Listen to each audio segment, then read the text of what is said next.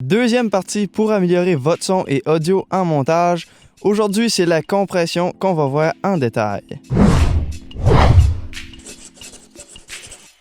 La compression, ça va avoir pour effet de compresser, assez inattendu.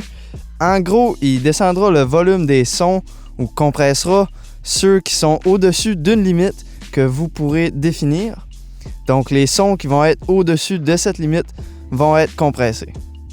Il est très utile pour balancer le volume général de vos projets en baissant les sons trop forts, mais aussi en montant les sons faibles en ajoutant du gain de surplus après avoir compressé. Ceci est notamment d'une extrême importance si vos montages ou films seront joués publiquement sur de gros systèmes de son où les sons très forts viendront vraiment nuire l'audience. Bref, ça peut aussi apporter un certain style typique de commentateur radio aux voix en l'utilisant un peu trop. Premièrement, ajoutez l'effet de compression sur votre clip audio.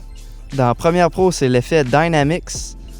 D'abord, le threshold ou le seuil, il s'agit de la limite de son. Donc, si vous utilisez une limite plus basse, il y aura plus de compression sur les parties plus fortes de l'audio. Ensuite, le ratio ou le taux et l'intensité de la compression. Donc, un plus gros ratio compressera plus le son.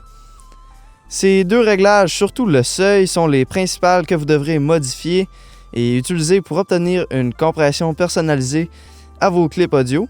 Une bonne manière de visualiser ce que les paramètres auront comme effet est avec ce graphique, où les sons faibles sont plus bas au coin à gauche et les sons qui sont plus hauts, qui sont près du 0 décibel, sont au coin de droite en haut.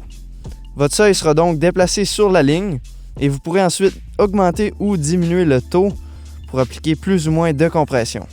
Donc un taux plus bas aura plus d'effet sur une plus grande partie du son et un plus grand ratio augmentera son intensité de compression.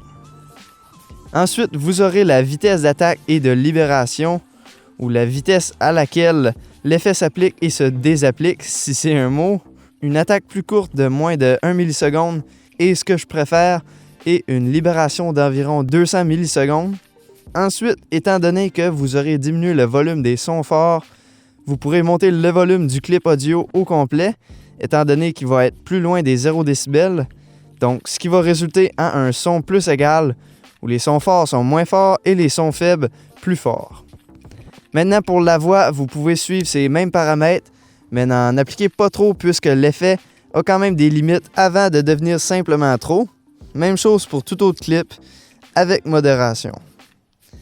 C'est tout pour aujourd'hui. Merci d'avoir été de la partie. Et sur ce, c'était Justin King qui vous dit à la prochaine.